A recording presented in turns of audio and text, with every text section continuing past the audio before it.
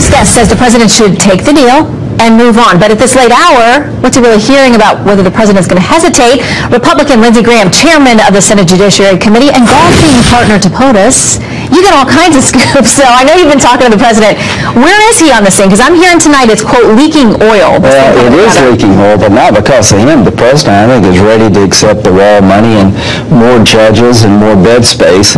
But what we're arguing about now at this late hour is whether or not we're going to pay back pay to contractors. We've never done this before. We've had a bunch of government shutdowns, but never have the Democrats insisted that we pay contractors back pay.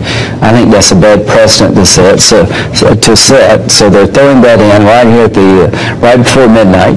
And they're also we're arguing about the Violence Against Women Act, which runs out Friday.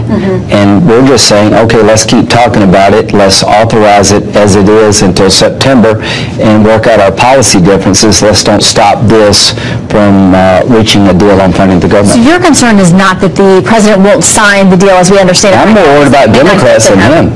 Okay, all right. So there's this, there's been criticism from some on the right who say the president didn't get enough out of this deal. He has said, I'm going to use other avenues to move around money. Some folks on other networks, like Morning Joe, they don't think the president has the right to do that. If you read your Constitution, all funding begins, of course, with the legislative branch and also the executive branch when the executive branch can't get the legislative branch to agree to give them the funding they need. Actually, what Lindsey Graham just said, again, unconstitutional. What Mitch McConnell is suggesting, unconstitutional. But this whole thing doesn't really make a whole lot of sense. You have a copy of the Constitution? I don't have one on me, but I have a copy of last year's appropriations bill. In last year's appropriation bill, Section 284, I think, allows the president to spend up to $880 million to erect barriers where there are drug corridors. That's a pot of money. The bill also allows to move $4 billion around in the defense budget at the discretion of the president and the secretary.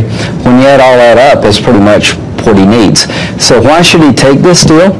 The 1.375 can be used to build barriers. Nancy Pelosi said not $1 for barriers or wall. He's going to get almost 1.375. Yeah, he's going to get a lot more than $1. He's going to get money for more judges. Nobody talks about that.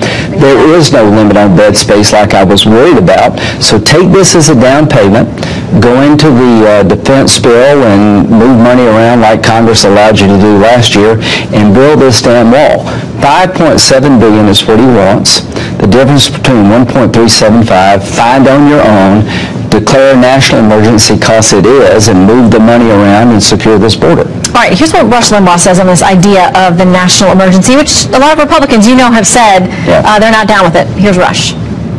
If they have to declare a national emergency and go through the courts and have the Democrats go through the motions of trying to stop it, then all the better. Let the Democrats demonstrate as often, as loudly as they can. They do not want border security.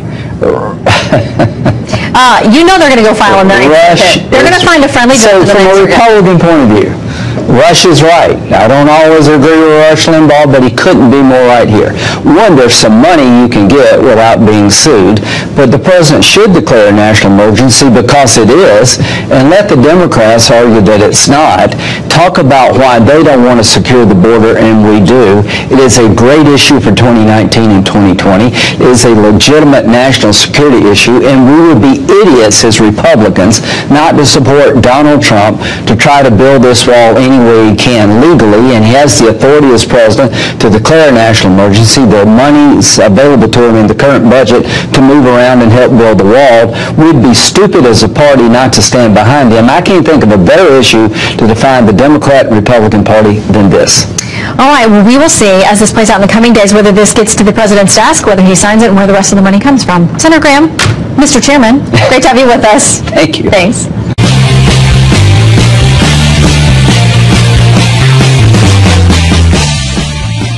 Congresswoman Ilhan Omar is picking another fight, this time over sports. In a new letter to USA Powerlifting, Omar attacks the organization because it opposes having a biological male compete against women in a lifting competition.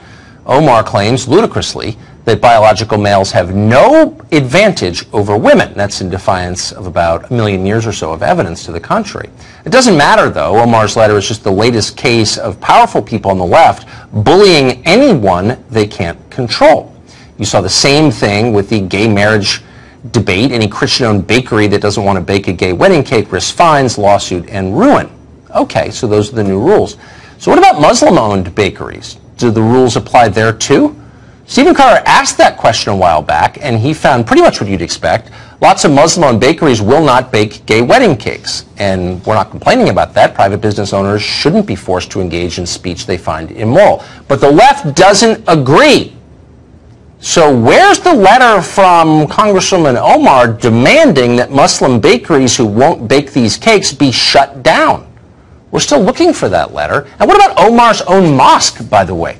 Does it perform gay marriages? And if it doesn't, has she complained about that? Has she denounced them? We called her office today to find out. They haven't replied yet.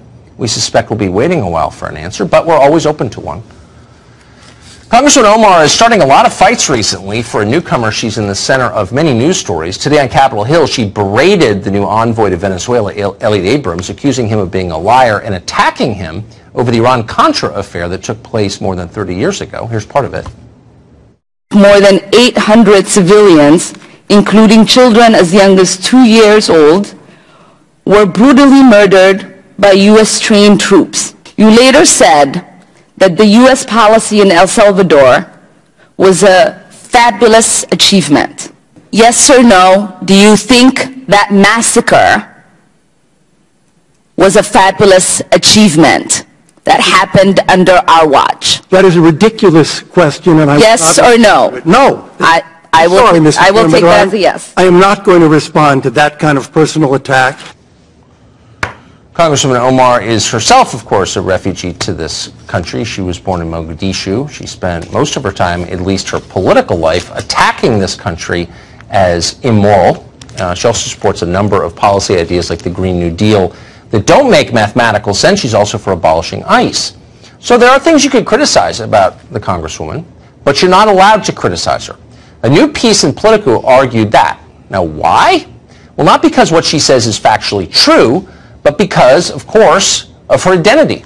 Quote, the GOP strategy risks a backlash. A party that has problems with women and minorities continues to focus its attacks on women of color. End quote. Not on women it disagrees with, but on women of color. Their color is the most important part to the people at Politico. MSNBC agreed with this, of course. In a segment yesterday, one of its guests said that it was, quote, not a good look for conservatives to attack Congresswoman Omar because she's a woman. Her actual views are irrelevant. It's about her identity.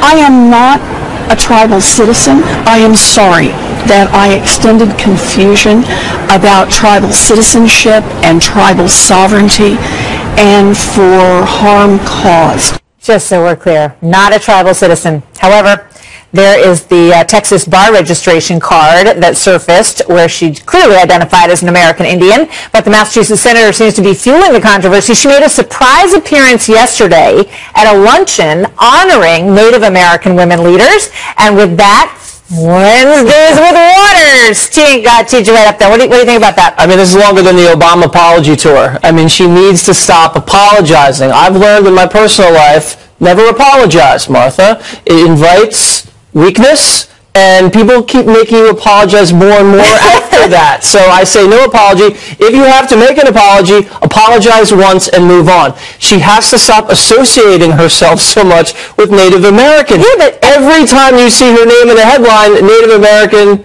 is next to it. Do something with soccer moms instead. I think she's trying to, de-emphasize the negative and accentuate the positive. What is the positive? She is saying, because I watched, there's pictures, and many of the leaders at this Native American luncheon all wanted to have their picture taken with her. She's saying to them, I am your champion. Okay. Having pictures of you standing next to a Native American, is that helping your cause? The more and more these pictures get out there, no one knows anything about Elizabeth Warren except that she's not Native American. All right, let's talk about President Trump and dogs and whether or not he should have one. Here he is on the subject. How would I look walking a dog on the White House lawn? Would that be... feels a little phony to me. A lot of people say, oh, you should get a dog. Why? It's good politically. I said, look, that's not the relationship I have with my people.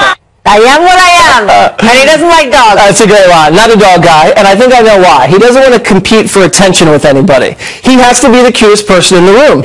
No one can compete with President Trump. Any little poodle, no, the attention's going to go to the poodle and not the president. I think something. Also, they say people look like their dogs, so I can just imagine. Oh, could you imagine? Could you imagine? Yeah, big blonde thing here. So here's. Well, your dog. Yeah. Let's see if Jesse's dog looks like him. Do we have Rookie?